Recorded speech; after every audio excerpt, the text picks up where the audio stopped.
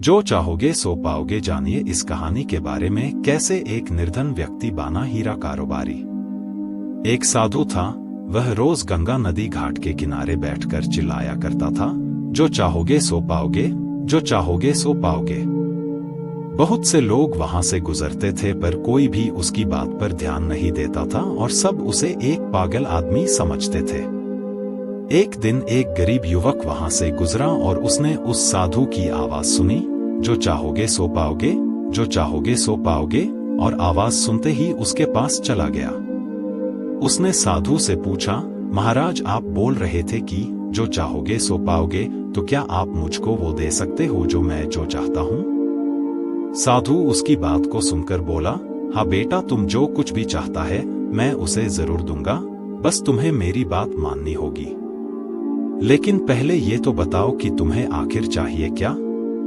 युवक बोला, मेरी एक ही ख्वाहिश है, मैं हीरों का बहुत बड़ा व्यापारी बनना चाहता हूँ। साधु बोला, कोई बात नहीं, मैं तुम्हें एक हीरा और एक मोती देता हूँ, उससे तुम जितने भी हीरे मोती बनाना चाहोगे बना पाओगे।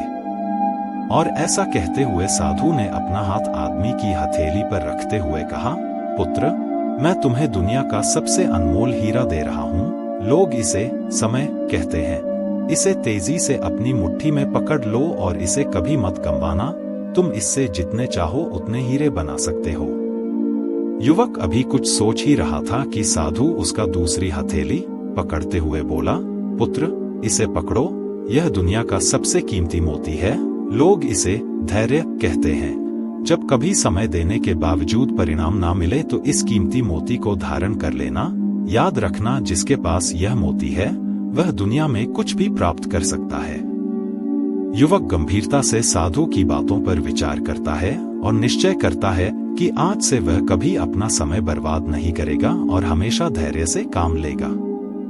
और ऐसा सोचकर वह हीरों के एक बहुत बड़े व्यापारी के यहाँ काम शुरू करता है और अपने मेहनत और ईमानदारी के बल पर एक दिन खुद भी हीरों का बहुत बड़ा व्यापारी बनता है।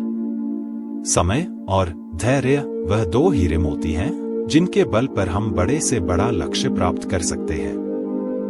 अतः जरूरी है कि हम अपने कीमती समय को बर्बाद ना करें और अपनी मंजिल तक पहुंचने के लिए धैर्य से काम लें।